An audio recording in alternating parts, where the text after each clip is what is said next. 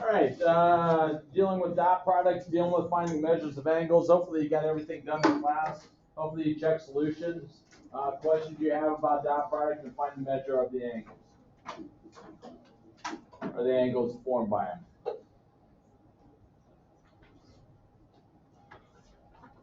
All right. Once again, just because we lose a few people doesn't mean we're not having class. We'll finish up this chapter.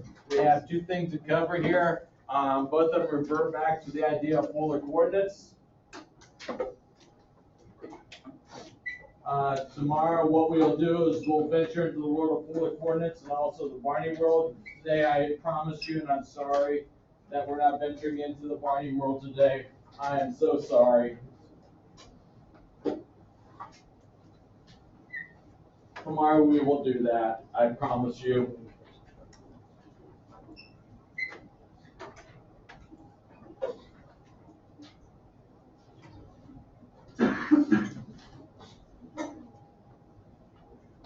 Today we get to go back and review some of the ideas that we had in trig class. Right towards the very end of trig class, we went through the idea of polar coordinates. And when dealing with polar coordinates and the polar coordinate system, some things are a lot easier to graph in the polar coordinate world.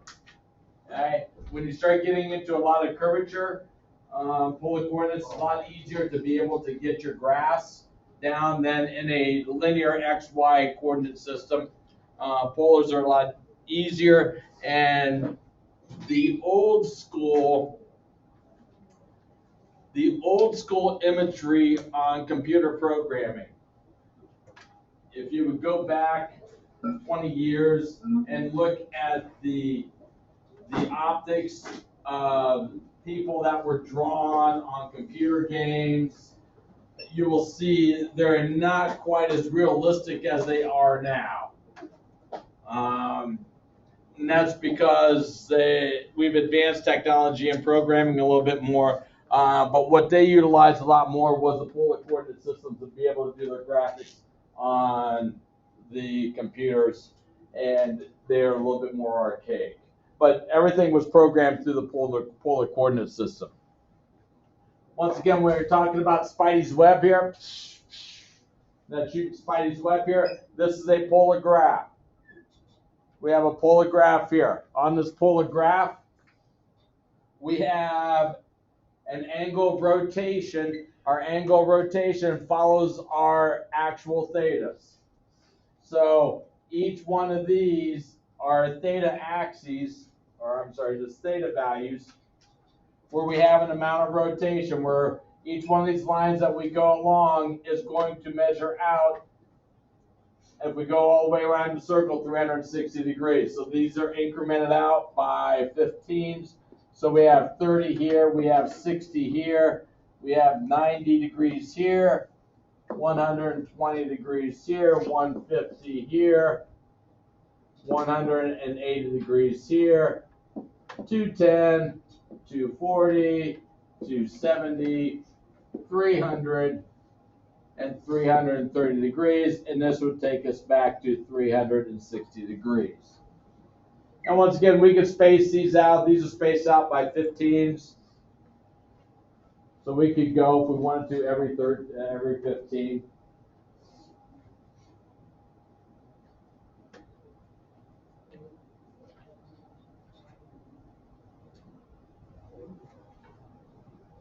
Where if we have an X and Y axis, we increment out on the XY axis, try to get as equal as possible on the XY axis. On our polar coordinate graph, we have our amount of rotation that we deal with. And then we also have our distance that we have from the circle, or the center of the circle, where I can count out my rings as a unit. Okay, well, I could count out every one if I wanted to, or every other. I say this is 1 unit away, this is 1.5, this would be 2 units away, and this would be 3 units away.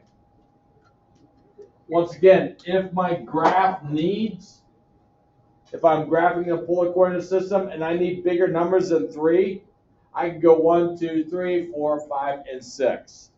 Okay, I could do anything I want with respect to my circles, but what it's telling me is when I'm talking about definition of a circle is a set of points that are equal distant from a given point. Okay, a set of points that are equal distance from a given point. So when I have 1 unit there, I'm 1 unit from the center point, which is called the pole. You can also think about this as if you would take the top half of the globe. If you would take the top half of the globe and you would cut the globe at the equator and then flatten out the top half of the globe. Okay, this would be your North Pole. We would have circles, which are latitude and longitude, and lines that are going down through, which is your latitude and longitude lines. That's what you have here. That's what you have, your latitude, longitude lines.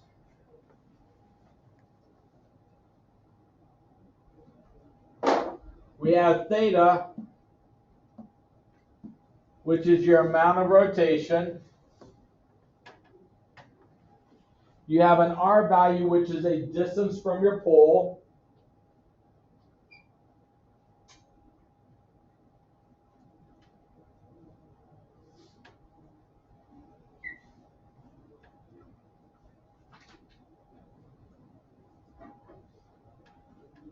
Once again, this should be review for you from trig class.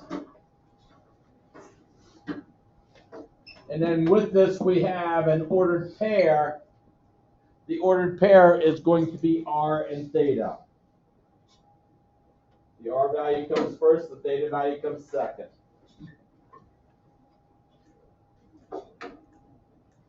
So if I would plot the ordered pair 2 and 30, here is my R value, here's my theta value. You can do it either way in regards to how you want to work and plot the point. Just like if you're given the ordered pair XY, you could go horizontally X first and then vertically Y, or you could go vertically Y first and then horizontally out to your X value. You could go to your R value first of 2 and then rotate it 30 degrees, or you could go out to the 30 degrees first and go out 2 units. It does not matter.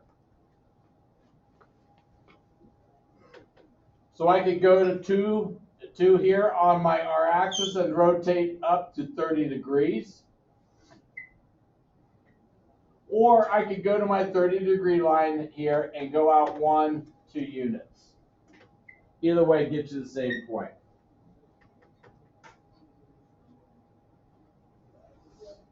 I want you to do 2 more points, 3, 120, and -3, 300.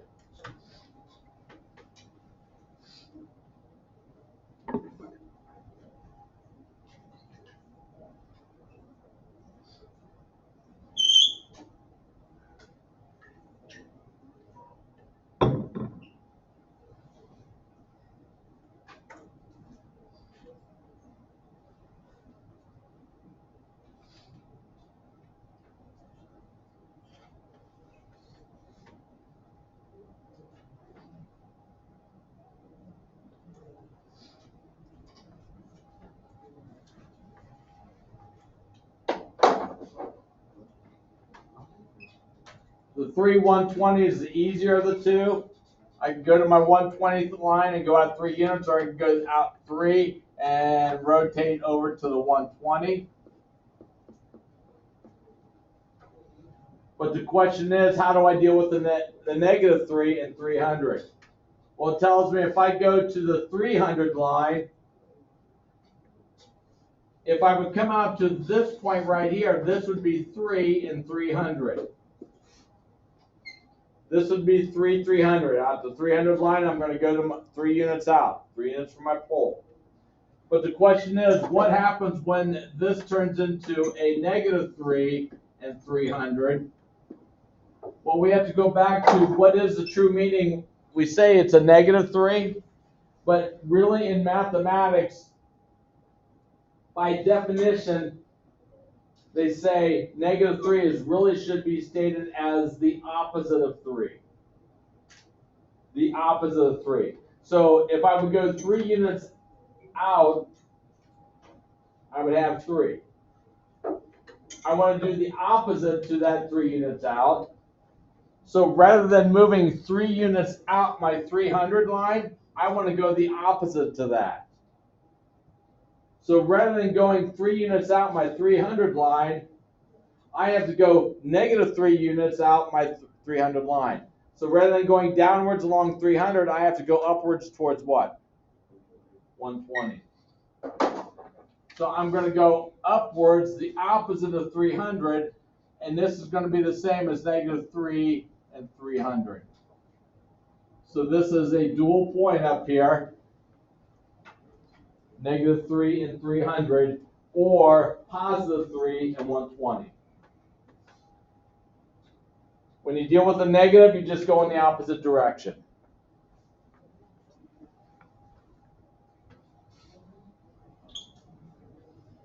We have polar equations. Once again, this should be somewhat a review for us.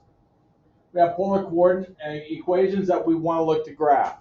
We're going to graph this. Well, typically what I will do is I will go theta and r, theta and r, theta and r. And there's no easy way of dealing with this. You just have to sort of plug points in. Sort of like when we did equations y equals 2x plus 3.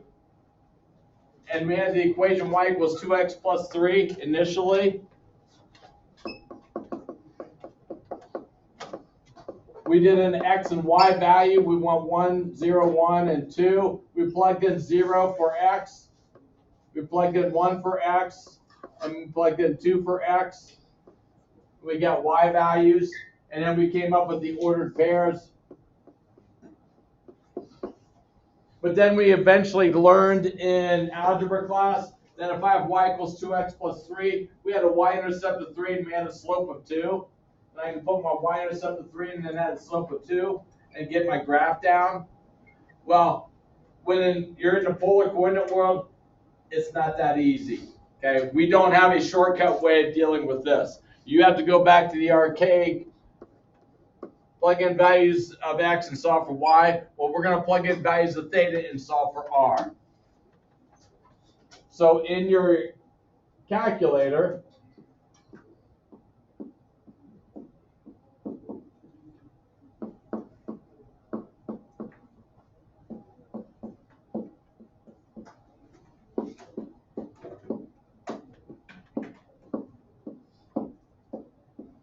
make sure in your calculator you're in a degree mode.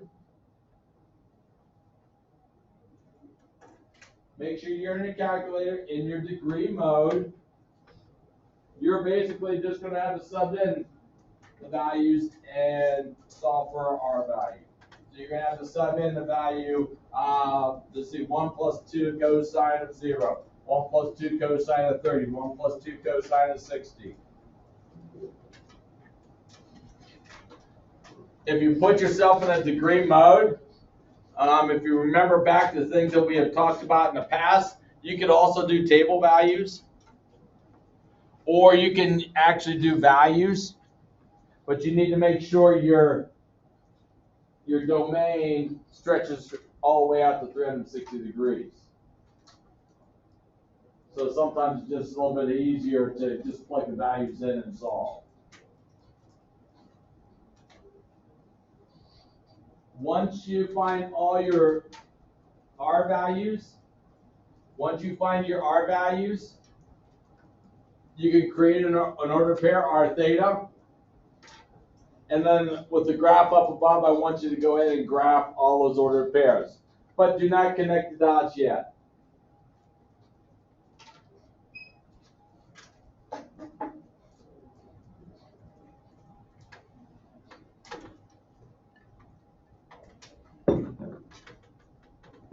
Just find your values of theta, or find your values of R, plot those points.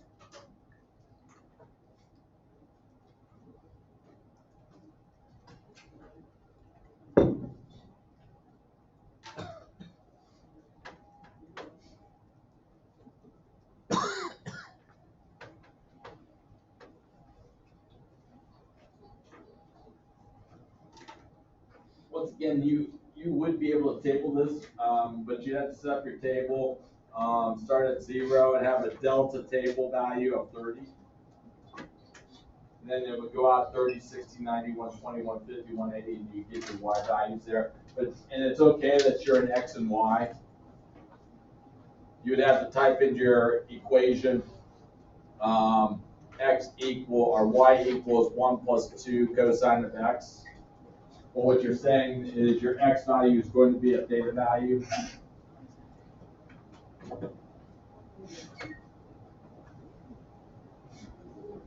So it is doable. You just have to manipulate a little bit.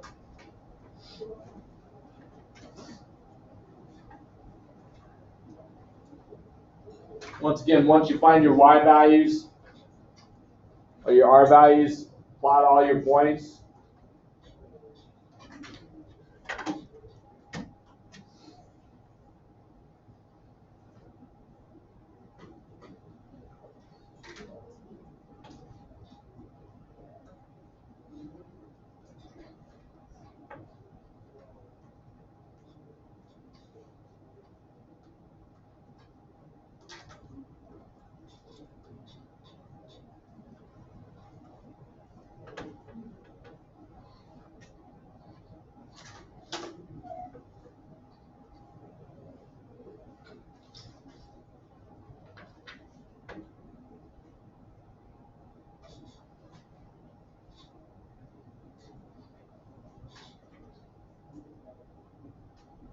But don't connect the dots yet.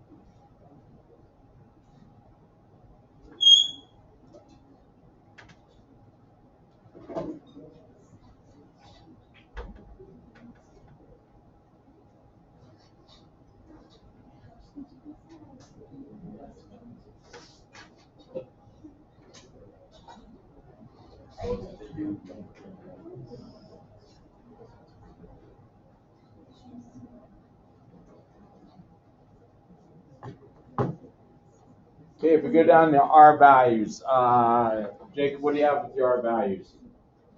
3, 2.73, 2, 1, 0, negative 0.73, negative 1, negative 0.73, 0, 1, 2, 2.73, 3. All right, so plotting these points. We have, at 0, we have 3. At 30, we have 2.7. At 60, we have 2.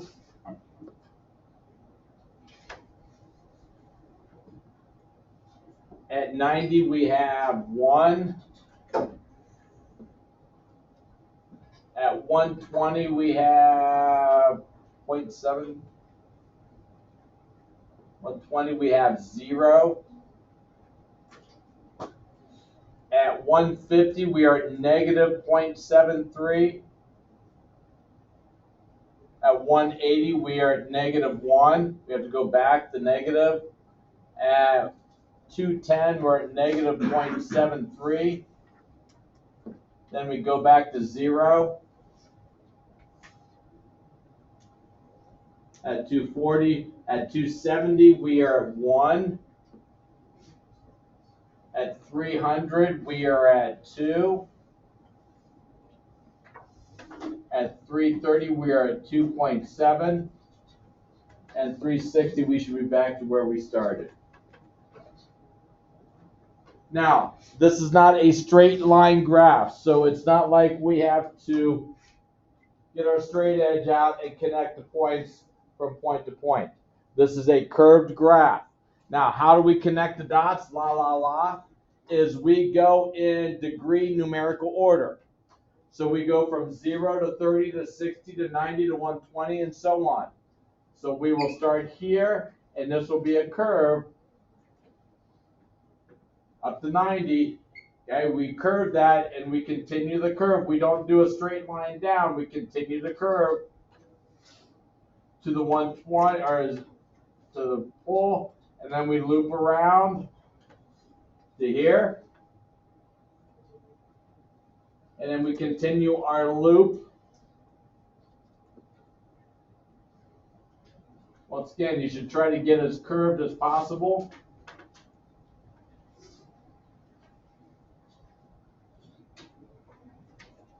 And it's not get out your straight edge and use a straight edge, get a straight line. It is a curved surface. And what this, there's different names to it. This is called a limacon with a loop. You also have limacons without a loop. You have 3-leaf, 4-leaf rows. When you have a 3-leaf or 4-leaf rows,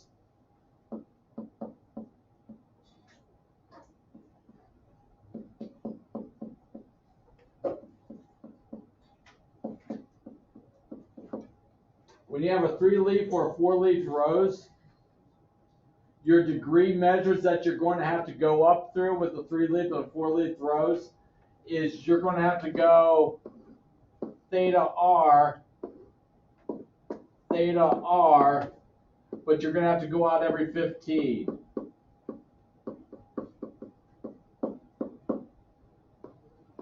But the nice thing about that is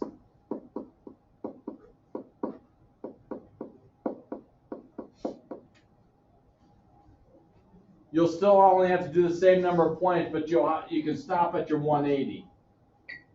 Okay, so if you see that you're getting a 3-leaf and 4-leaf rows, you see that what the indication that you will have that you're going to have to go from switch from 0, 30, 60 to 0, 15, 30, 45, 60 is if you're at the pole and your points just go out here, back, in here, here, here, here, and they just keep on repeating,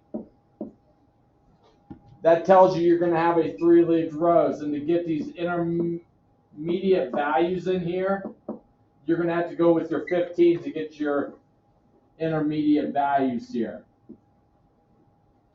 Okay, so if you see that you're just going out to a point, coming back, going out to a point, you're going to have to switch and throw in your 15s and your 45s and your 75s. Or once again, if you have a 4-leaf rows, what will happen is you'll just keep on going out to a point, back to a point, and to get these intermediate values in here, you're going to have to get your 15s.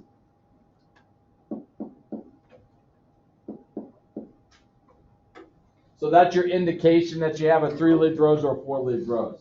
If you don't have that, you'll be able to do 30, 60, 90, and so on. You'll be fine with that. Once again, should be all review. That should be all review for us. The other thing that we talked about in regards to dealing with the equations is sometimes it's easier to deal with equations in a XY Cartesian coordinate system. When we are in X and Y,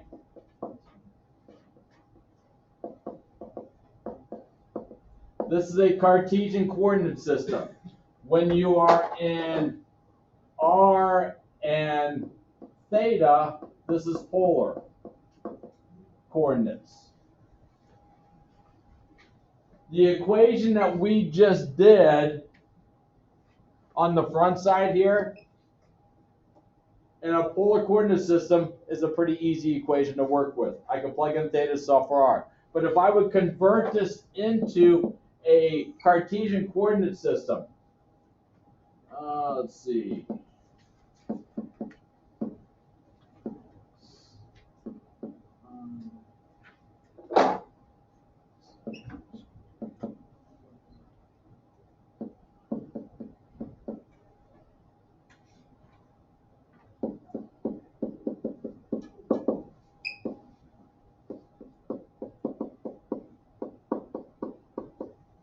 In a Cartesian coordinate system, this equation here converts into this. Which, if I take a look at that and I'm plugging in values of x and solving for y, ouch.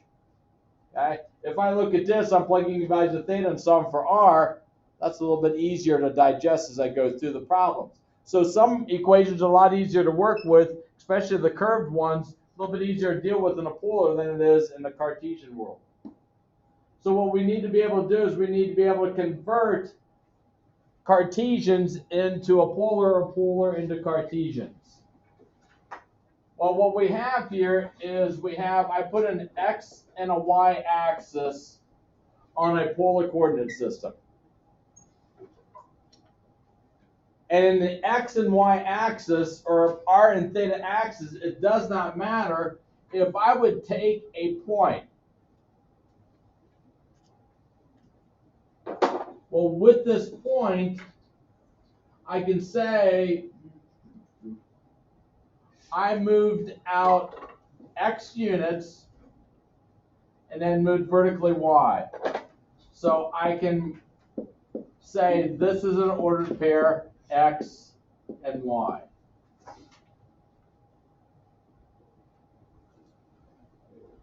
I've moved out x, gone vertical y. But in a polar coordinate system, I can take a look at an angle of rotation here. An angle of rotation, theta, and move that out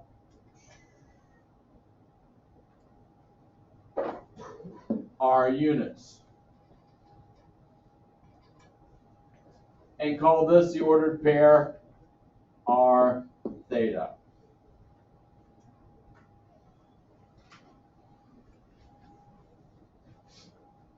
So we can label a location by either polar or Cartesian.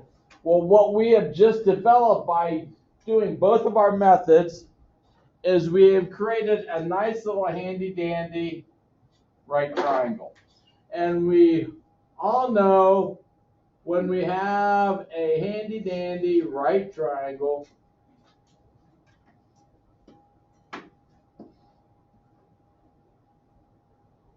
we have, oh, where'd you go? He's a little slow today. Come on, come on, come on. You can do it. There we go. We have our good old buddy Pythagoras that will allow us to get through the right triangle. Well, in this right triangle, we could take a look at the cosine of theta. The cosine of theta in our right triangle is equal to what ratio, Carson? Cosine of theta up here is equal to what over what? Which is what in our triangle? X over R. So we have x over r, which means if I multiply both sides by r, x would equal r cosine of theta. Polar, Cartesian. If we take a look at sine, the sine of theta, we have a 5 coats equal to what over what? Y over r. And once again, multiplying both sides by r, we have y is equal to r sine of theta. Tangent, our triangle up here. What's our tangent equal to, Phoebe? Y over x. So we have y over x. Now, I tend not to ever do anything with this because this is polar, this is Cartesian. Okay? And we also have our good old buddy Pythagoras. Our good old buddy Pythagoras. What would our good old buddy Pythagoras say about this triangle, Corbett? X squared plus y squared equals r squared. X squared plus y squared is equal to r squared. Once again, Cartesian, polar. Now, what may be helpful for us is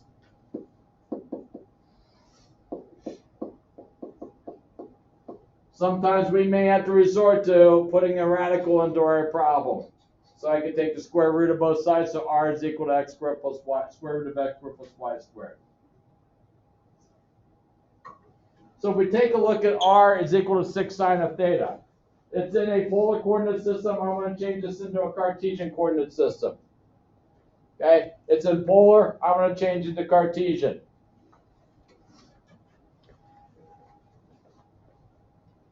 Well, I have an r there, which is that. Ew.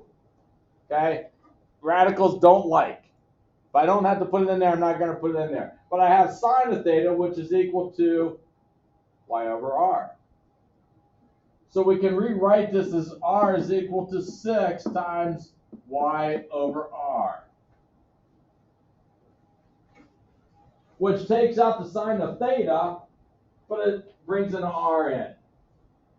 But the nice thing about with bringing that r in, I'm dividing by r. What do we have to do to both sides to get rid of that division by r, Seth? Multiply by r. Which nicely on the left-hand side gives me an r squared is equal to 6y. Which now puts me into an r squared. And looking at top, if I look at r squared and I want to change that to x and y, r squared is equal to what, Grayson? X squared plus y squared. X squared plus y squared is equal to 6y. And traditionally, if we have x squared, if we have a quadratics idea, or I'm sorry, a higher degree here, we put all the variables on one side.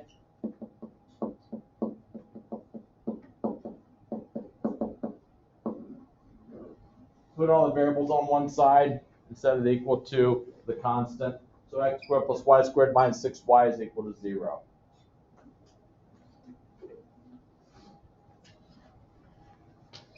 Very quickly, I'm going to go down the last one. I'm going to skip that one there.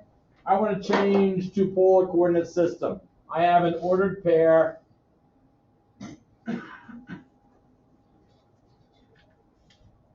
X is -5.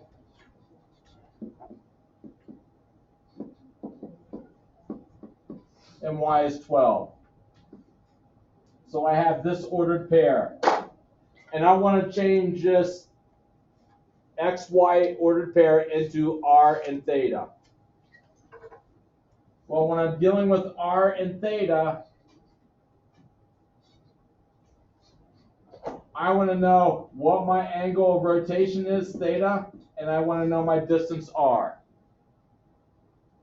And I have X and Y.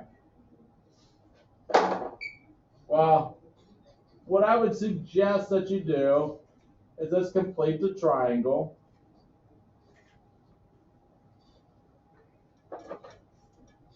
Where we have -5 here, we have 12 there. If we have the triangle, we have once again our good old buddy Pythagoras. Or if I know my Pythagorean triples, what's R?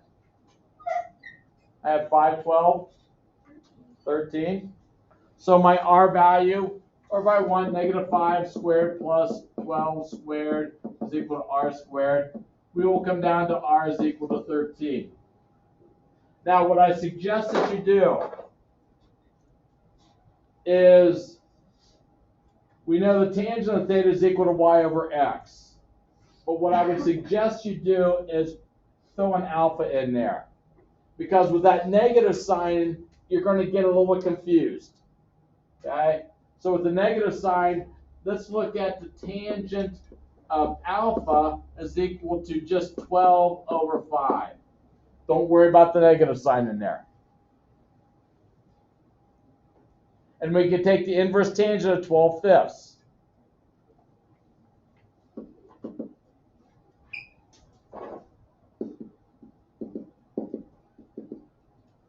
What do we get for alpha?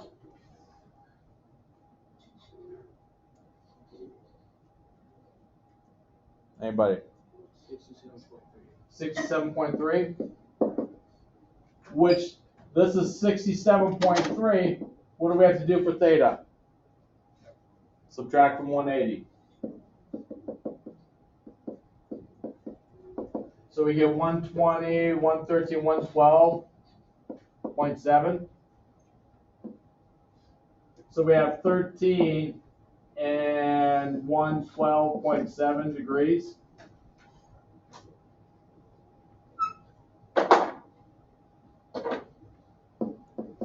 Put it into terms of degrees, 7 pi over 6 is 210. So we are rotating 210 degrees.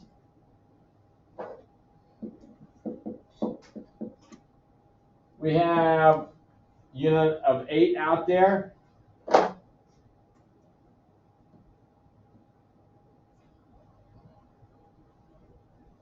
And once again, we can use our Pythagorean ideas to find x and y.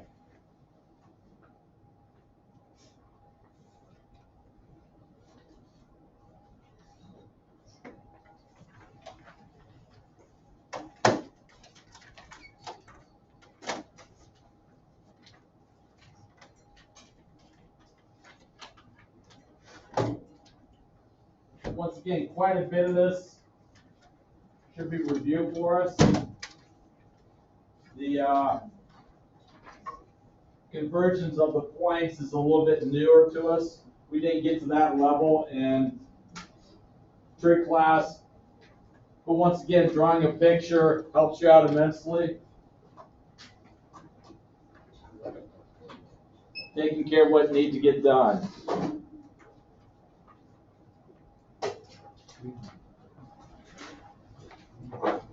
Now, one nice thing about this,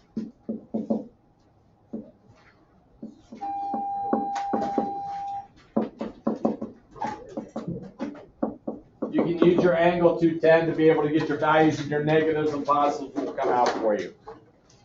Adios, have a good day. See you, Mr. Gregory. Oh, I'll see you. See you tomorrow. There you go.